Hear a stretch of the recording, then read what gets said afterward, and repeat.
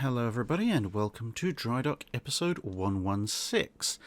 This week's questions are taken from the video on range finding and fire control and the 5-minute guide to the never-built Marine Nationale battleship Alsace. So let's begin. Cameron Sowers asks, I know that balloons were used on land for artillery observation. Were they used in a naval context? Would they give ranging direction information to be used for a fire control system, or would scout planes give such information, or just general information? Balloons were used in a naval context from fairly early on, actually. They were usually in the form of so-called kite balloons, i.e. balloons that were designed to be streamed on a line from the aft of the ship in question. They did have some limitations because, well, as you can see from this, they're fairly substantial to be able to lift even just a person and basket, and there's not an awful lot of free deck space for something that size on a battleship, and they're hardly likely to be refitting the ship with extra on-deck hangar space for the balloon, plus the inflating equipment, etc. So quite often the balloon would be pre-inflated at a shore station and then attached to the ship for the duration of its mission. It could be wound in and out to a certain degree, and there was some measure for allowing reinflation in case of the escape of whatever was keeping the balloon aloft. But you wouldn't be taking the balloon in and deflating it at night and then putting it back up in the morning. This was used reasonably extensively for a while in the Atlantic as a method of anti-submarine observation, especially for things like escort destroyers. Although, as you can see, back in the First World War and immediately after, they also experimented with it for use on battleships for more direct observations. Now, obviously, they're described, you've got two completely separate use cases. For anti-submarine warfare, then the balloon, or the person in the balloon more accurately, would look around, use their aerial advantage to be able to A, see further, and B, also have a slightly different perspective on matters. And if they then saw that there was a submarine or the signs of a submarine or something else going on, they could radio, phone, or, well, they're not going to shout down, but they might attach a messenger and message to the cable in some cases and let that run down. But in some way they would communicate back with their ship and say, well, look, this is happening, you should probably go and do something about it, and then enjoy the free ride. Now, as far as gunnery is concerned, back in the day when they were thinking of attaching it to battleships, it could be used for gunnery observation because, after all, it's an even higher spotting position, which is always good. You couldn't use it for ranging because there's no way you were going to get a decent rangefinder up on a balloon of any reasonable size. But what you would use it for would be corrections, because obviously if you are firing out to a range of 20,000 yards, the fact that you're higher up on the ship, say in a spotting position, will give you a certain amount of perspective on what's happening in terms of shell splashes, but not a tremendous amount, because, well, look at a right angle triangle with those dimensions when you're talking about 10 plus miles, potentially, and a few dozen feet. Yeah, you're not going to have an awful lot of perspective outside of the horizontal, whereas if you're talking several hundred feet or more with a balloon, you will get a much better idea of exactly how far those shells are over or under. Left and right can be done from either perspective. So you could then say, okay, well, you fired that set of shells. I have no idea what your ranging information was, but they landed 400 yards over. And then the guns could obviously correct down 400 yards, and hopefully the next salvo or half salvo would be a hit. Scout planes just kind of open that up further, because obviously they're not literally tethered to the ship, so they can go in all sorts of places. So they can be used for more widely ranging anti-submarine efforts. They can be used for scouting to find enemy ships in the first place. When they're used for the fall of shot, they can obviously get into different positions, and they can usually go a lot higher as well, so they can hopefully steer clear of any enemy anti-aircraft fire, but communicate back even more detail, because obviously closer, different perspective, etc., etc. And of course, as Warspite's floating swordfish demonstrated, they could also be used in a small role as attack aircraft.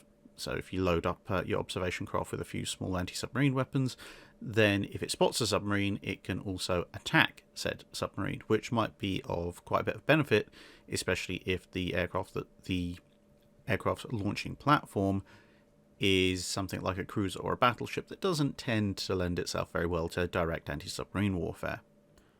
Andrea Marioni asks, what, in your opinion, are the 5 worst defeats ever suffered by the Royal Navy?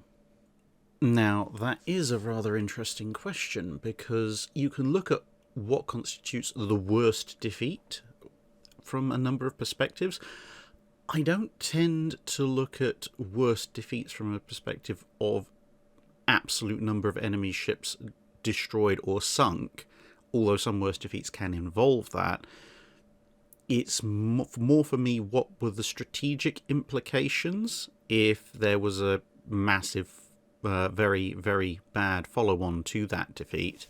But also, it can, in my opinion at least, come down to much, much smaller defeats where it was completely unnecessary or there was nothing really learned from it. You can be defeated in a fairly major way, but it may not count as the worst defeat, or one of the worst defeats, at least in my book, if you learn from it. If there's significant lessons there and your navy then goes on to adapt and become a lot stronger as a result of it, and there isn't a massive strategic implication immediately thereafter. So, in no particular order, I would choose as the top 5 the English Armada, which, well, having just proved that Armadas didn't really work, with the defeat of the Spanish Armada, at least in that time period, the English decided to try and pull the same trick on the Spanish, and it just went horribly wrong. It cost them ships, it cost them men, it achieved nothing other than wasting a bunch of experienced sailors and some rather useful ships and a huge amount of money, which really wasn't necessary. If the entire thing had not happened, England wouldn't have lost out anything and would have been a lot stronger for it afterwards. Obviously, this is a time when England was separate from the other countries in Britain, and so not British, technically, at that point. Next up, I would say the Battle of Chesapeake, or Battle of the Virginia Capes, or Battle of the Capes, whatever you want to call it. Now, that wasn't a massive loss in terms of number of ships sunk, or indeed number of people killed, but what it did mean was that the French, at least temporarily, had dominance of the seas off of the, at the time, rebellious 13 colonies during the American War of Independence, and thus that led to quite a number of rather major issues, such as, well, you might have heard of something called the Battle of Yorktown, whose outcome may well have been changed if the British fleet had retained dominance of the area and thus been able to resupply and reinforce Cornwallis's forces, not to mention, of course, the morale effect of having a British fleet standing off of there instead of a French one. I mean, if you can call it a battle, it was a little bit one-sided, but the raid on the Medway, that lost England, technically Britain at that point, the war that they were fighting at the time, pretty much. So, yeah, rather big strategic implications there. Force Z was also I would rank in the top 5, largely because it took place at a time when Britain desperately needed capital ships, and it sent 2 of its best out to accomplish basically nothing other than to reinforce a lesson that had been learned at Pearl Harbor, which was that the Japanese aircraft were indeed quite a bit of a threat. There's obviously all sorts of arguments as to whether or not they could have been saved or survived or whatever, but the simple fact is that they basically threw away 2 very, very useful capital ships for no strategic benefit, no real lessons learned that hadn't already been learned, and that probably in a number of ways compromised the later efforts by the British to resist the Japanese advance in 41 and 42. And the other one I would actually put in would be the Battle of Zanzibar in World War I, where HMS Pegasus was destroyed by SMS Königsberg. The reason I put that one in is because it kind of showed up that the third-class protected cruiser idea, A, had probably not been the best idea in the first place, and B, the fact that such ships were even still in Royal Navy service and operating alone in areas where much better equipped, more modern enemies were positioned, is kind of a fairly major failure of Royal Navy doctrine and tactical execution in the First World War. There are, of course, other larger things you can point to, like the loss of Hood and the debacle of the raid in the Indian Ocean and such like. But in those cases, I would say they either don't have massive strategic implications, even if the loss itself might be quite bad, or where there are major losses, there are still at least decent lessons to be learned from them. So they don't quite rate as high as some of the ones I've listed here, at least in my opinion. Declan Adair asks, during Bismarck's voyage in Operation Rheinübung, the concussion of its own guns knocked out its forward radar. Are there procedures in place to stop damage being caused to the ship, or is it on a design level that limitations are factored in? Also, I've noticed on some ship models in pictures and games that anti-aircraft guns can be placed close to the main guns. What is to protect the crews and equipment from the main battery when in an exposed station?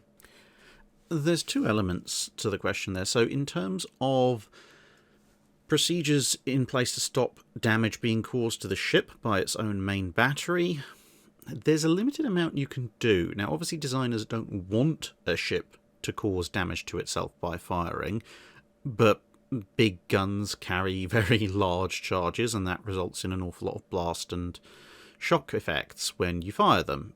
It also depends on where you fire them. If you fire the guns 90 degrees broadside, it's going to have a much different effect to if you're firing them straight across the bow, which in turn is going to have a different effect to if you crank them all the way back as far as they can go and fire them almost next to the bridge.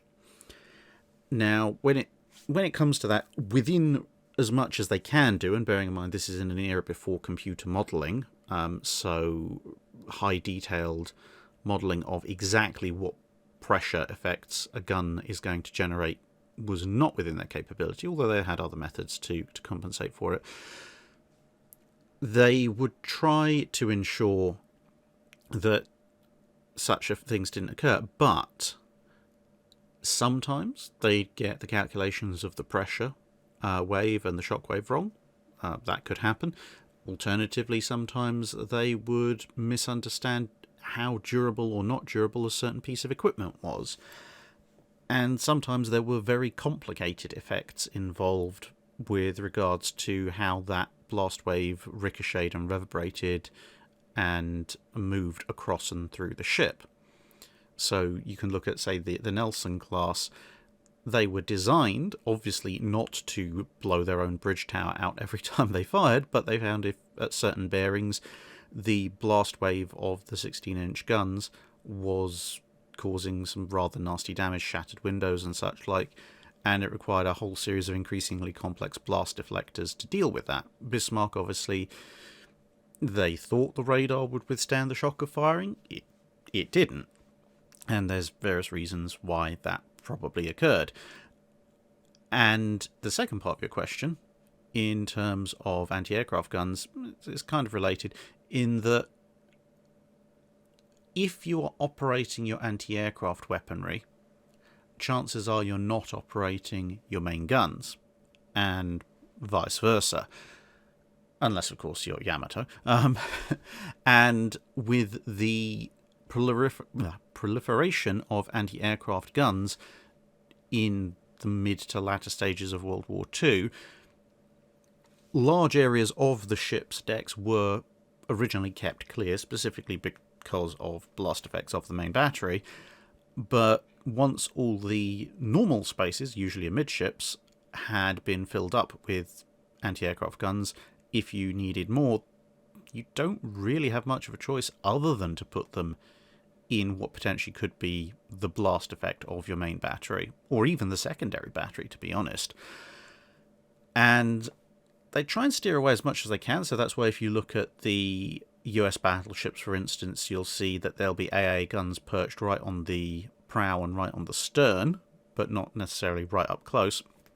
But because of this situation of, in almost all circumstances, you wouldn't have the anti-aircraft gun crews out at the same time your main battery is operating, you could afford to place anti-aircraft guns in a position where they would be hit by the blast effects of the main battery, as long as you position them far enough away that the blast effects weren't going to damage or destroy the gun. And of course, a metal gun is a bit more durable than a squishy person. And so these areas would be somewhat hazardous postings, obviously, but you would hope that your anti-aircraft gunners would get inside in a way during the period when the main guns were in operation.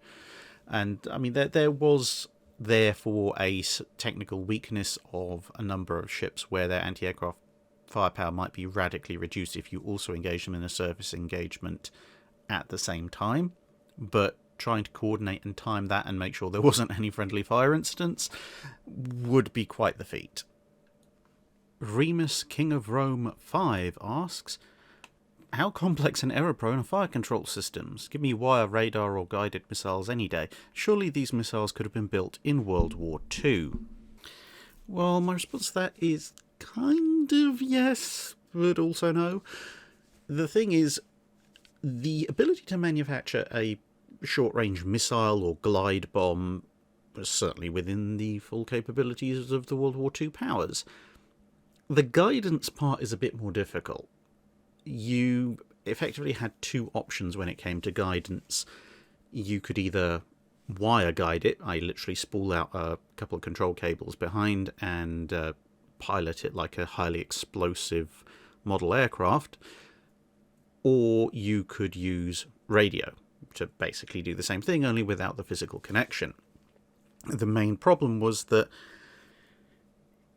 in order to guide the weapon, you have to see where the weapon is going, and portable television equipment on the scale that you could stick a little camera in the nose and transmit that back to the aircraft just didn't exist.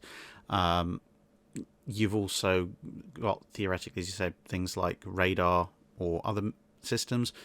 Again, computational power required for a radar-guided weapon at that scale just doesn't exist in World War II, and wouldn't exist for a fair time to come. I mean, it's actually relatively recently, as far as I understand it, that true onboard radar seeker heads on missiles have actually become a thing. Most of the time prior to that, it was passive radar, i.e. the launching aircraft is the source of the radars, and the seeker head on the missile only has to therefore do part of the work, unless you're talking about the really big stuff like anti-shipping missiles that are basically the size of a small aircraft anyway. But that's going a bit further forward in time. And so basically the restriction is that you have to have visual line of sight to your target. Now, if you have visual line of sight to your target, that means that your target has visual line of sight to you, and they are probably going to have a fair number of objections to the fact that you're guiding a massive missile or bomb at them, which means they and their friends and their fighter escort are going to be shooting at you. And since it's very difficult to keep control of something whilst your aircraft is manoeuvring around all over the place, even assuming that you're in an aircraft that can really do the kind of maneuver around all over the place thing, which a lot of the launching aircraft with these kind of weapons wouldn't have been able to do too much because they were very big and heavy, which requires in turn a very big and heavy and therefore not particularly manoeuvrable aircraft to launch them. It effectively means if you want to hit, you're going to have to be flying straight and level, which is a very hazardous position to be in when you're in close visual range of a target that really doesn't want you to be. So yeah, they did develop them. The HS-293 shown here was a version of an early guided missile. The issue is they were, relatively speaking, easy to counter once you knew what they were in World War II. The best versions would be radio guided in terms of the ability to maneuver whilst guiding them, but of course if they're radio guided you can jam them, and the Allies developed anti-missile jamming technology pretty quickly.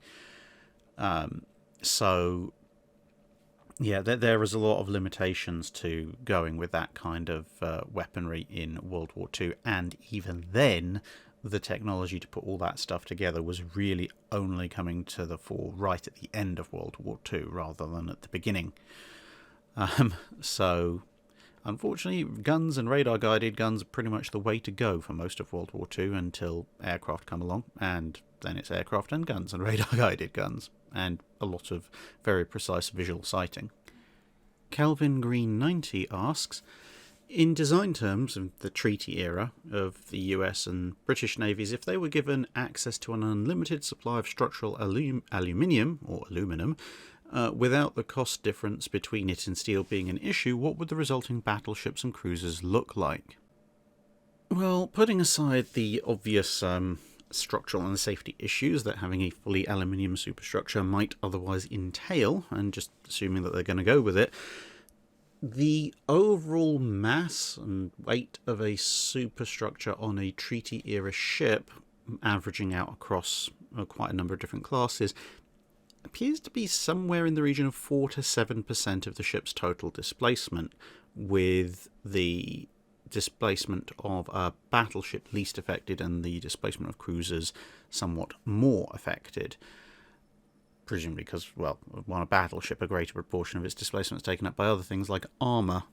So, on a treaty-era battleship, you're talking about, well, once you've accounted for the difference in mass, in density, because obviously aluminium still has weight, you're probably talking about saving maybe 1,000 tons maximum, if every single hull fitting possible above the main deck level is made of aluminium.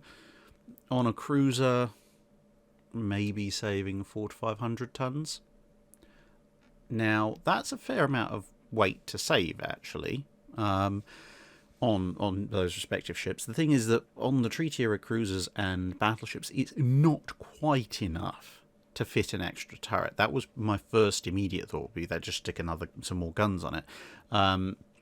But it's not quite enough. You'd basically, as a general rule of thumb, if you eliminated the entirety of the superstructure on a treaty-era large vessel, you would save about enough weight to put an additional main armament turret in, whether that's a 1616, a 888-inch, or something along those lines.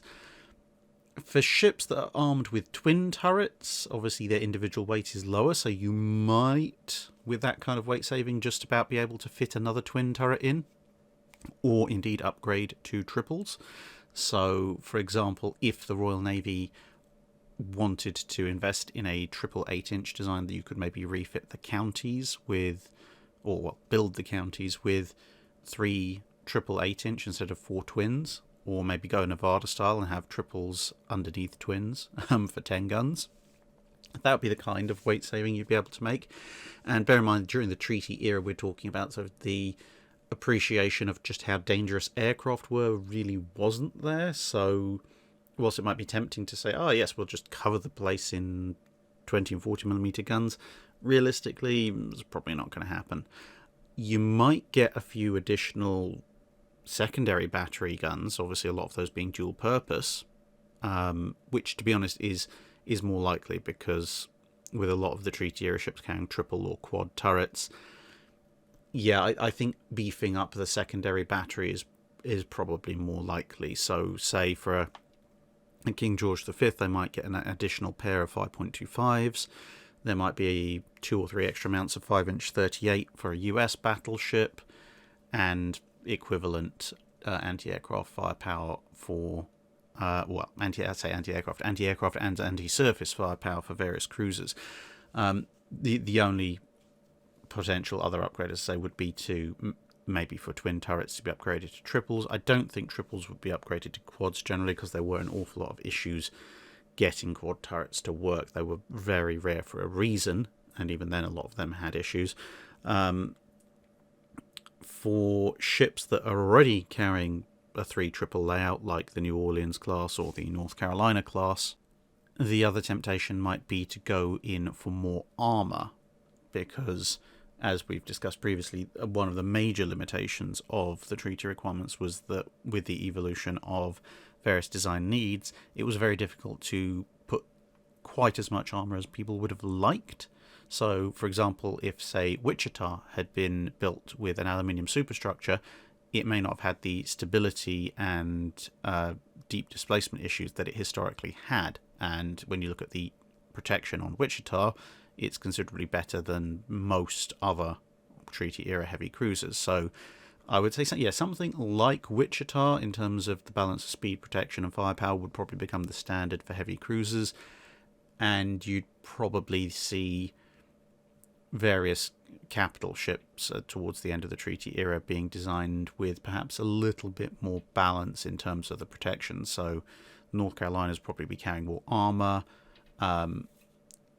Treaty issues aside, there are obviously various treaty reasons why the British went for the 14-inch on the King George V, but they, with this kind of additional weight savings, they might have been able to persuade the politicians that they wanted to go for triple 15s, and therefore have the Second London Treaty not negotiated for a 14-inch main caliber, that kind of thing.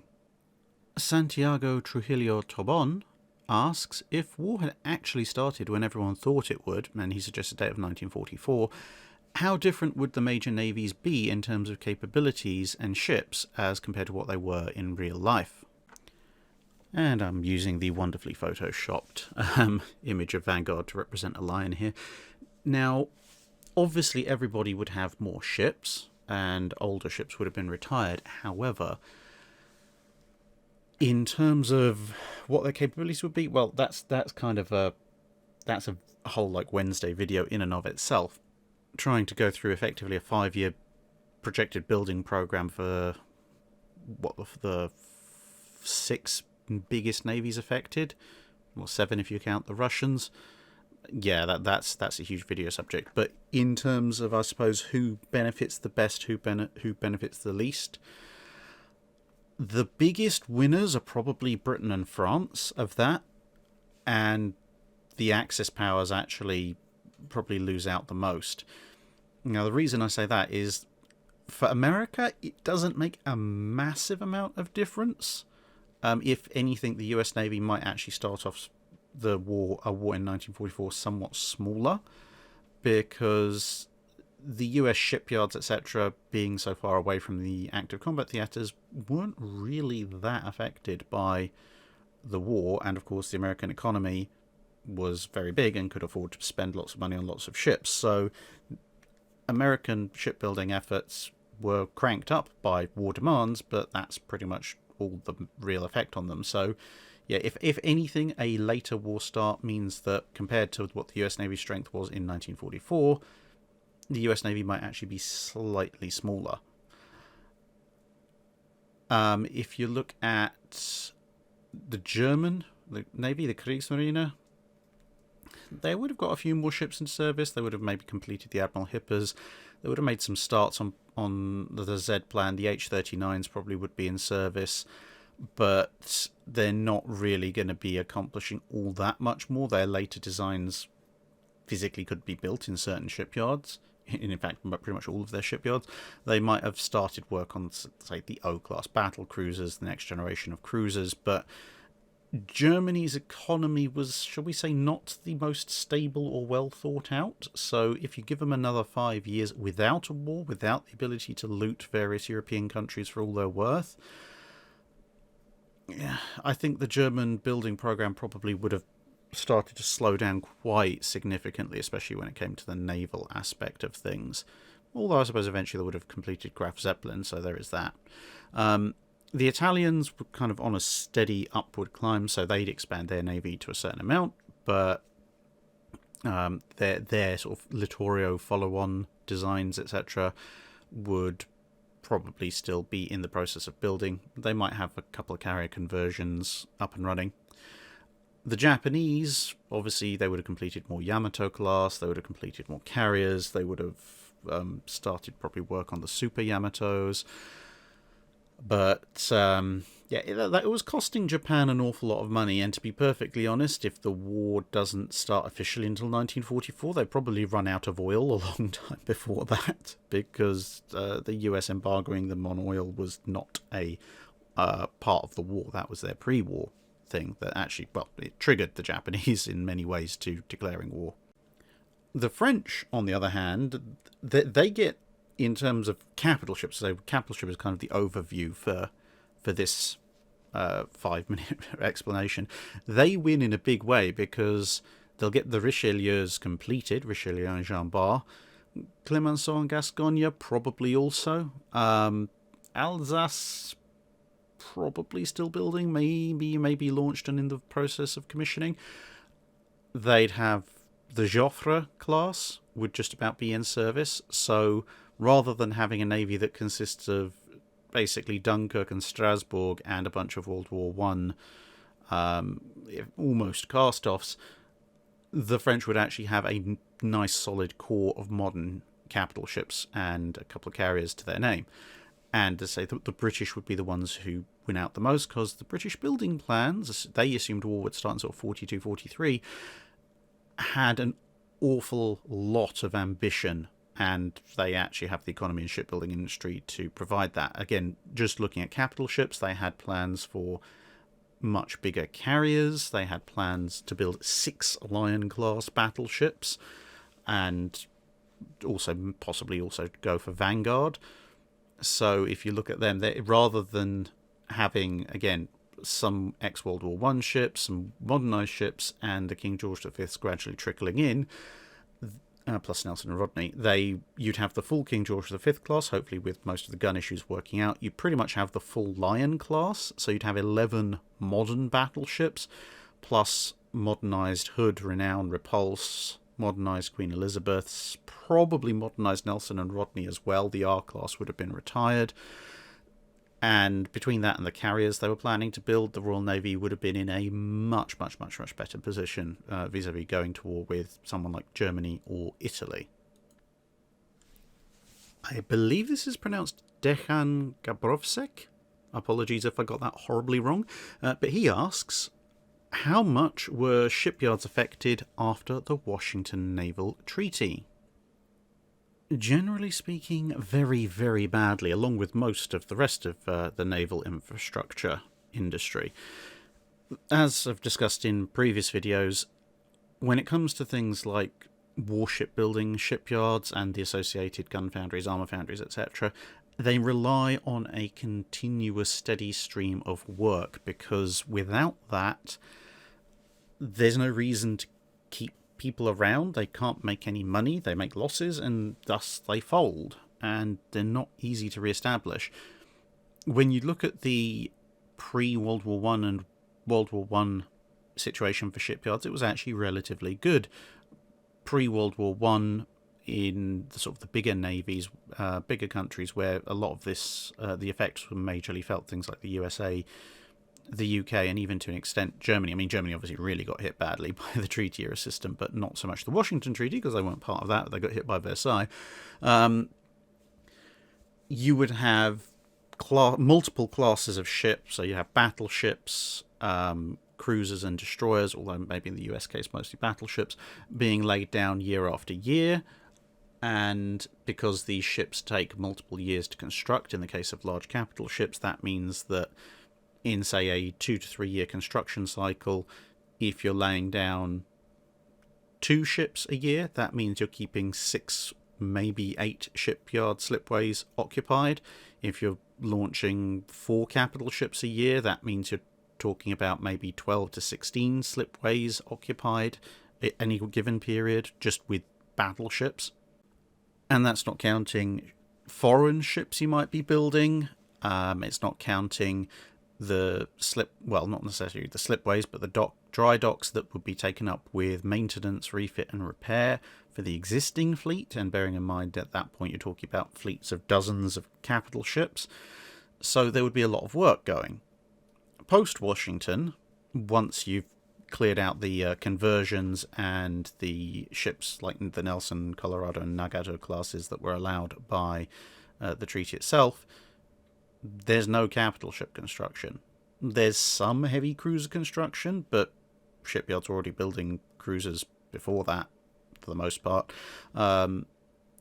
And cruisers obviously don't cost as much as capital ships anyway, so you don't get as much return on your investment if you are the shipyard owner. The fleet sizes themselves have been massively cut down, so you don't have anywhere near the number of refit, repair and maintenance contracts coming in. And of course, most foreign warship orders have also dried up completely. So all of a sudden, shipyards basically have a fraction of the business they used to. And this showed once you got through into the 1930s, once everyone started trying to rearm, because, well, put it this way, during the naval arms race and then into World War I, the main issue for building new large ships, whether that be large cruisers, or battleships, etc., wasn't do we have the labour or do we have the shipyards, it was more do we have the money, because the shipyards were there and there was a large train supply of specialist labour, assuming that they hadn't all been sent to the Western Front. Whereas once you got to the 1930s and the modernisation, refit and rearmament programs, it was more a case of, well, we can only do this many ships per year because we can't afford, well, on the Navy side, we can't afford to take more than that out of service, but also on the shipyard side, there just aren't the shipyards. If we're going to be building several new classes of large warship carriers, battleships, heavy cruisers, etc., and we want to bring ships in for refit and repair, we're actually going to hit the limit of what shipyard dry docks and slipways are still operational fairly quickly. And that imposed huge limitations on quite a number of countries' abilities to follow through on what they wanted to do naval-wise. The US was slightly less affected than most, simply because it just had an absolutely colossal industry built up in anticipation of what the Navy Act of 1916 had promised. And so they had further to fall, and they hadn't quite fallen as far by the time the rearmament phase kicked in. But even there were certain limits. Live Errors asks, could we get a rough comparison of the different parts of the World War II Marine Nationale with their contemporaries from the other major navies? Well, in 5 minutes it is going to be a very rough comparison.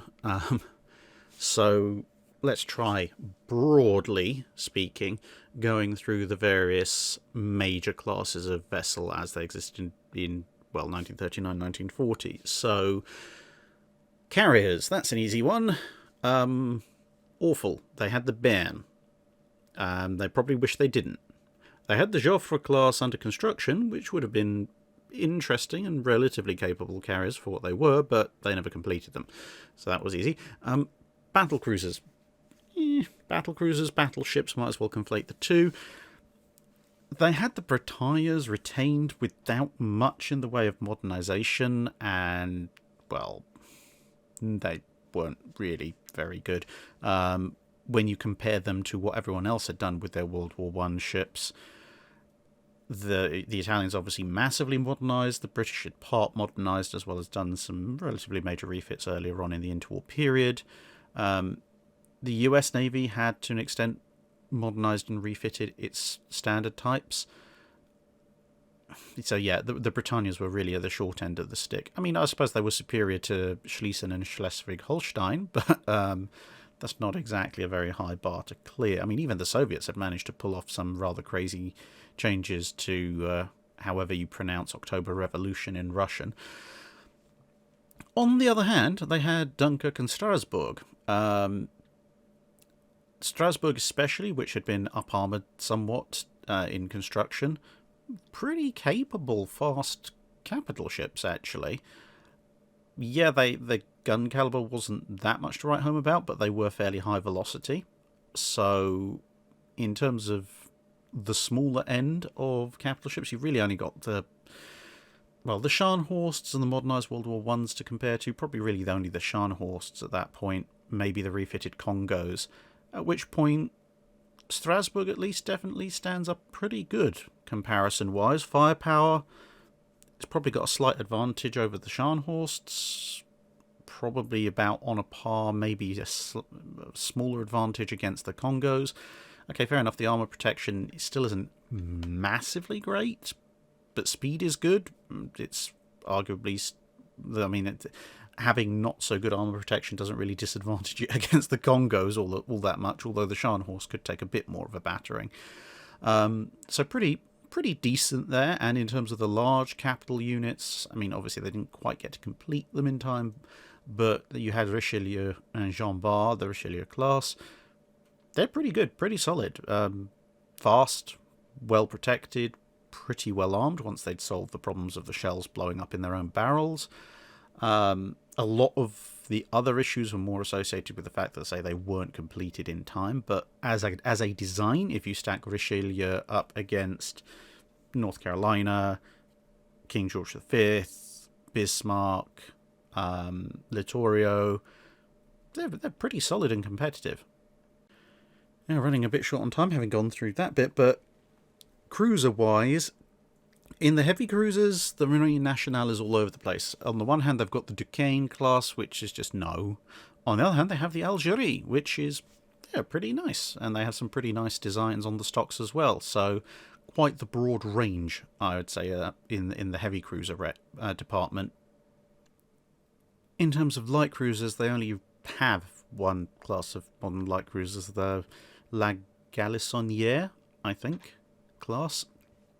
And they don't have any sort of maximum treaty compliant light cruisers. But for where they sit at the sort of the mid range of light cruisers classes in the treaty in terms of displacement, compared to other ships of similar displacement, they're all right. There's certainly nothing majorly wrong with them, I would say, apart from, maybe the torpedo armament is a little bit anemic. If you're going to carry torpedoes, at least make it triple launchers. But they're fast, relatively well armed for their size, and relatively well protected for their size as well. It would have been interesting to see how France could have taken that onto a full 10,000 ton displacement ship. French destroyers, I'm less favourable of. You've probably heard me talk a lot about the contre-torpilleurs, but they also had a run of smaller size ships. But generally, I think when it came to the destroyers, the French tried to go a bit too fast and a bit too heavily armed for the ships that they were building.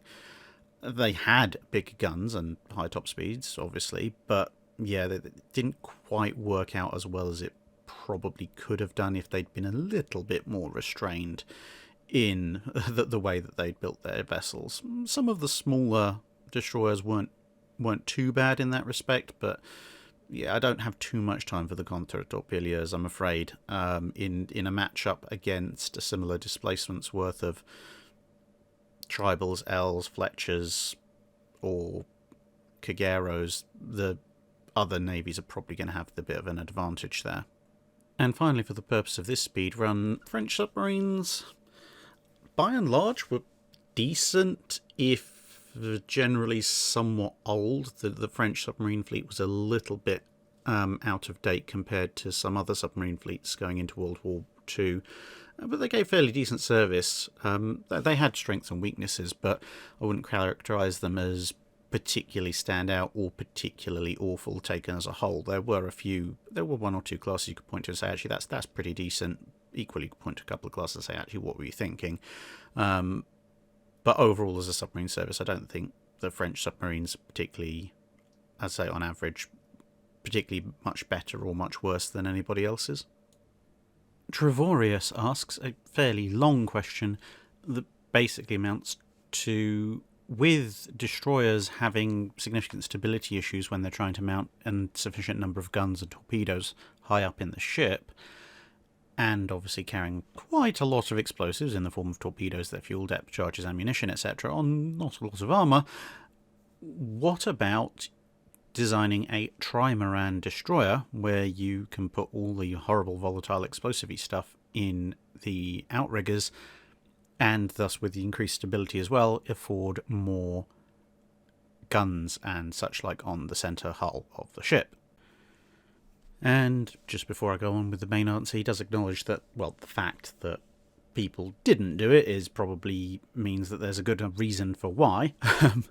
So he is aware of that. So going on with that, yeah, there are a few reasons. So one of them is space, and that's in terms of space in shipyards. Destroyers were very attractive because you could mass produce them in relatively small shipyards that couldn't handle something like a battleship, a carrier, or a cruiser. Indeed, actually building destroyers on those slipways would be very wasteful unless you somehow connive to build 3 or 4 in the same space.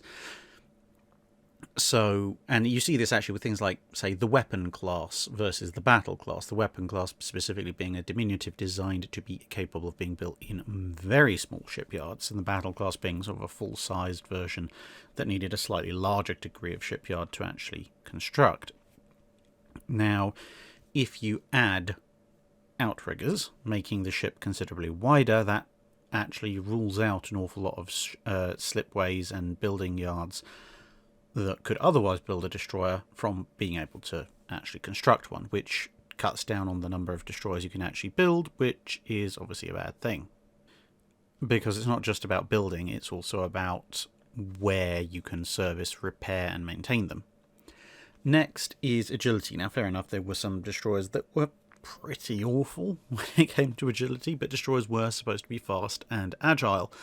And when you put trimarans in the water, unless you go with a very, very shallow draft design, you're increasing the amount of surface area in contact with the water, thus you're increasing drag, thus you are slowing the ship down. Let's say unless you, by making the ship much shallower draft, overall reduce the effect of water drag. And you now have additional bodies that are going to resist turning, again, unless they're extremely shallow draft, which would make your destroyer also less agile. And let's say there are some destroyers for whom the phrase even less agile is really not one they want to hear. Another issue is how you connect the two. If you connect them with just outriggers, you've got problems such as, well, a destroyer in a sea condition like this. They very well may either shear off or bend, neither of which is a good thing. The alternative is you have to make it much more massive, much stronger, at which point your displacement is going up and your draft is going deeper, and you run into some of the issues mentioned before, as well as cost goes up quite dramatically. If you're effectively building what might amount to 80 to 100% of a destroyer's hull volume in a pair of outriggers, you won't be able to afford anywhere near as many destroyers. And remember, destroyers were supposed to be the cheap and cheerful full-scale warship.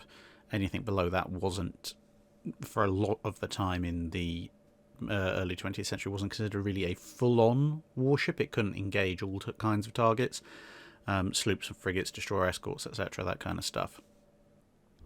The other issue is if you do put the torpedoes, depth charges, and other volatiles out on the outriggers, yeah, the hull itself is fairly safe, but unless you heavily protect the outrigger, which again is counterfactual to most of the purposes of a destroyer, then you've effectively strapped a couple of very large floating bombs to either side of the destroyer, and if one of those gets hit, it's probably, I mean, okay, no, actually, to be honest, it probably would be curtains for the destroyer. I was going to say it might not cause quite as much damage as a direct hit to something like a torpedo tube array, but on the other hand, if the thing is full of volatiles, well, if you hit the torpedo tubes or you hit the depth charges on the destroyer, yes, it's going to cause a lot of damage, and yes, that might very well take the destroyer out, but at the same time, they are surface explosions on the hull. They're not inside the hull, and so there's a certain degree of survivability involved there, whereas if you've got an entire outrigger packed full of some things that go boom, if it goes boom, there's, well, A, it'll be a much bigger boom because everything's compacted into one space, so you'll have multiple weapons detonating, and there'll also be issues with the underwater shock, which would at that kind of close range, probably tear open the destroyer's side. So survivability bonuses might not be quite as much as you think. The stability issue, though, that would allow you to mount a considerably heavier gun armament if you so chose, but it would be a very delicate balance, because obviously you can't have hull-mounted torpedo tubes because the outriggers would be in the way, so you'd have to be going in for some kind of probably very high-speed directional gun platform, and you'd have to be building it quite large, because this is the other thing, is treaty limit displacements. You're not going to fit any kind of reasonable sized trimaran in those. This would have to be either we don't care about treaty displacement limits, or World War II mid-war design, but in World War II they were trying to mass produce destroyers as quickly as possible. Related to some of the questions that come a little bit earlier, the one of the few destroyer types I can see maybe benefiting from this to a degree might be the French contre-torpilleurs. They're building them so ridiculously large anyway, you might as well go the whole hog. And having some stabilising trimarans, even if they're not necessarily equipped with much in the way of weaponry, probably more as just supply holders, and maybe for your torpedo launchers, the additional stability that they might give, combined with a slightly shallower draft, given the amount of power the French destroyers, those big French destroyers had, might actually make them stable enough gun platforms for their heavy armament, albeit that their overall displacement is now probably going to be approaching, in a serious way, small light cruiser levels, but that's one way to fix them, I guess. John Plusianik, I think, asks, what was the typical barrel life of a main gun? Were they intended to last the operating life of the ship? No, definitely not intended to last the operating life of the ship. Well, not unless your name is Blücher, in which case they'll probably outlast the operating life of your ship. So as a broad rule of thumb, barrel life tended to increase as time went on, because people discovered various new ways of refining metallurgy. Chrome lining of the barrel was another way of improving barrel life, and various other ways and means of helping with that. Now, in World War I, what this meant was that typical barrel life would be maybe something from around 120 rounds per barrel up to maybe the low 200s, maybe 220, 250 rounds a barrel for the really long-wearing guns. And then this would trend upwards, so that by World War II, your typical gun would have something probably around about the upper end of World War I levels, so maybe low 200s, all the way up to low 400 even barrel life expectation, with the majority sitting somewhere in the low to mid 300 of rounds per gun, or rounds per barrel, I should say. Now, the exception to that was the high-velocity weapons, because they tended to burn through barrels much, much, much faster. So this is one of the trade-offs. If you go for a lower velocity weapon, you're going to have not necessarily quite as much kinetic energy if you're using the same weight of shell, slightly less range, and therefore, obviously, between those two factors, slightly less penetration, but your barrel is going to last a lot longer. And obviously, as the barrel wears, that does have certain effects on accuracy and such. And it can actually have a fairly serious impact, because if you think about it, if you've got a gun that's relatively good in those terms, so you've got, say, a gun that's got 350 rounds per barrel lifespan, if it's shot 50 or 60 rounds by the time the ship goes into battle, then over the course of the battle, assuming a relatively decent engagement, you're maybe firing 40, 50 rounds in a long engagement per gun, then it's not going to markedly change the life expectancy of the barrel, so you're going to have a relatively decent set of accuracy factors, at least as far as barrel wear is concerned. Whereas if you have a gun that has maybe again shot the same 20, 30 rounds, maybe 40 rounds or so, something like that, before it heads off into battle, but its barrel life expectancy is only 80 to 120 rounds per barrel, then firing the same number of rounds, you're actually going to work your way through the majority of that gun's expected lifespan, and that means the barrel's wearing down quite quickly, so there's going to be an awful lot of changes to the gun's ballistics as a result of that, and thus your accuracy is going to be quite significantly affected. So you have to trade off in this manner, and this is why when you look at some of the high-velocity World War I guns, they actually legitimately do have a barrel life expectancy in the region of high 10s to low hundreds, or maybe 70 to 120 rounds. And even by World War II, when you're looking at high-velocity weapons like the Bismarck or Littorio's 15-inch guns, whilst, again, because of improvements, that has gone up a bit, they're still in the high hundreds, maybe very low 200s if you're lucky, and some of the high-velocity weapons present at the time even less than that, in the low to mid-hundreds. So, yeah, that's the kind of operating lifespan of a typical barrel. And of course, that in turn depends on how often you're using the guns, how often you're firing them in practice sessions, etc. in peacetime, how often are you actually firing them at enemies in wartime before the barrel needs to be replaced. Jonathan Smith asks, how important were the number of anti-aircraft fire control directors a ship carried? I know the Alaska class only carried 2 Mark 37s compared to 4 carried by US battleships, but how much did having half the directors affect their capabilities in anti-aircraft escort? In your opinion, are there any historic ships that would have been more effective at anti-air had they given up some AA guns in order to carry at least one additional director? So the number of fire control directors is quite important, but it depends on how you're planning on using the ship's armament. So to be clear, the Mark 37 is a fire control director for the heavy AA, the 5-inch 38 mounts. It doesn't control all the anti-aircraft, the 20mm and 40mm guns, etc. Those are controlled by separate fire control directors, if they are controlled at all, depending on the ship.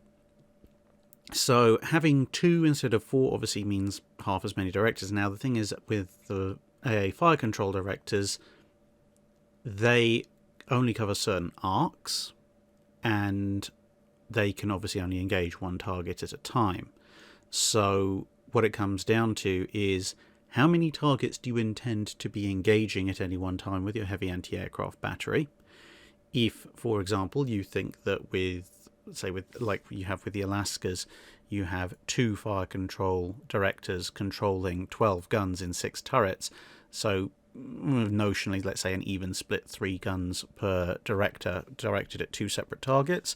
If you think, well, actually that's reasonable, then it's fine from that perspective. Obviously, US battleships carried more. They typically would carry, for the later ones, 20 5-inch 38 guns in 10 mounts. So at that point, having 2 or 3 turrets under the control of any given fire director that's able to engage, in theory, 4 targets at once is a good thing. But with fewer guns, maybe you can get away with fewer fire control directors. The one hazard when you've got 2 is that, as you can see here on Alaska, if a kamikaze comes in and smashes up one of them, or machine guns one of them, or for whatever reason you lose one, you actually now probably have an anti-aircraft fire control blind spot. It might not be a massive blind spot, but a blind spot it still is. The ship can maneuver. If most of the attacks are coming from a certain vector, you can maneuver to take that blind spot out of the line of fire, but of course aircraft are much faster than ships and they can go around. Whether or not they'd notice that they'd taken out the fire control director for the heavy AA is another matter entirely, but it is still something you have to consider. So, yeah, broadly, given the number of 5-inch 38s that the Alaska had, 2 directors is probably fine in terms of how many guns does each director need to point at a target to make it go away. In terms of backup and reliability in the event of battle damage, there's a certain amount of risk involved there, but given how tight the weight constraints were on the Alaskas, I can understand why they didn't really want to put 3 on, because the thing is, you really want your fire control directors to be on the center line to give them the biggest field of view possible. If you're going to have 3, that means you're either going to be taking up valuable space on the sides of the ship by having a kind of triangular layout so that you can have maximum coverage, or you're going to have set uneven way of coverage. So, probably a decent enough decision for the Alaskas. In terms of ships that would have been more effective if they'd had at least one more anti-aircraft director, realistically, can't think of that many. Battleships tended to carry quite a few anti-aircraft fire control directors, pretty much for the reasons we've just discussed. Whereas when you go down to cruisers and even destroyers, even an anti-aircraft fire control system is quite the heavy bit of kit. So you could point to maybe some aerial engagements where anti-aircraft fire wasn't as effective, either because of blind spots or damage or just insufficient numbers of directors to deal with the sheer number of incoming aircraft. But kind of like what we said with the Alaskas, in most of those cases, the trade-offs that you would have had to have made in terms of either dropping anti-aircraft armament or some other form of armament or equipment in order to install sufficient AA directors to counterbalance at least what's notionally the issue, and even then it might not save you. Yeah, it's probably one of the few things, at least for the ships that I can think of, where that's probably the least of their concerns. Because to be perfectly honest, if you're under an attack that's so heavy that your heavy anti-aircraft fire control directors are completely overwhelmed and not able to engage enough targets, the chances are you probably don't have sufficient anti-aircraft armament to survive, even if every single gun had its own dedicated fire control system, to be perfectly honest. Thomas Farley asks, during your videos on the Battle of Jutland, you described how Jellicoe was able to twice cross the T of the High Seas Fleet, described as the ideal scenario for encountering an enemy fleet. Yet, on both occasions, Scheer was able to extricate his fleet in short order. Given that this battle must have been heavily studied in various nations' naval colleges in the interwar period, did navies going into World War II also think that crossing the T was an ideal encounter? Or did they see it as no longer being effective due to changes in technology and Scheer's demonstration of how to counter it? As long as they're still thinking in terms of gun battles, crossing the T is still going to be the ideal encounter, for the very simple reason that it allows you to unload all your guns on the enemy, and the enemy can only reply with, at best, half of his own. So it's just simple firepower. Now, there are variations on that, obviously. When you get up to World War II, you've got things like night battles and various other kinds of sneak attack style engagements, plus also overall fleet sizes are massively smaller, whereas crossing the T, I mean, it has a benefit when you're in a one-on-one, because, again, you can unload everything versus your opponent not able to, but it's much easier for your opponent to just quickly turn broadside as it is compared to trying to maneuver an entire fleet. Plus, the design of many World War II era capital ships made it such that the individual differences in firepower between a ship that was broadside on and a ship that was head on was somewhat less. So if you think about the, if you're engaging a Richelieu, it doesn't really matter if it's broadside on or head on, it can still fire at you with exactly the same number of guns. The Nelsons, well, they can't fire with all their guns ahead, but as with most ships armed with 3 triple turrets, they can fire 2/3 of their armament dead ahead. Ships with a 2-4 1/2 turret layout would have to come somewhat broadside. Nelson slightly less, but still.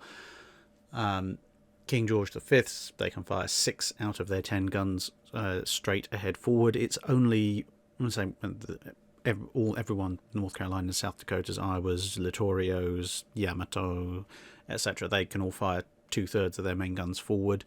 It's really only ships like Bismarck and a few World War I holdovers that have the overall sort of, well, exactly half, because they've got 4 twin turrets, 2 fore, 2 aft. And back in World War I, obviously, you had a lot of ships that either had amidships turrets, like the Iron Dukes, or ships that had big turret farms on the back, like Agincourt or the Wyomings. And at that point, getting those aft guns around is obviously significantly more important than a single, triple, or something like that is in World War II. So the importance had diminished somewhat, but the overall firepower advantage is still there. In terms of Shear's demonstration on how to counter it, it's a way of getting out of the problem, but it is still a problem, because whilst Shear, with a significant amount of skill, was able to extricate his fleet from it, he was, one, running away from the encounter, which is not something you want to do, and two, his leading ship still took one heck of a battering, and if it hadn't been for the various defects in British shells, almost certainly would have lost the vanguard of his fleet. And considering the vanguard of his fleet was some of the newest and best ships in the Imperial German Navy, that is not something he would have wanted to come away with. So yeah, it's still something that the naval colleges in the interwar period would have taught and did teach, was an ideal encounter if you were going to fight someone in daylight. If you were going to fight them at night, it's possibly still advantageous, but night battles offer up a lot more possibilities, especially in terms of being able to get the jump on somebody and therefore get multiple salvos of fire in before they can reply, no matter how many guns they can technically bring to bear.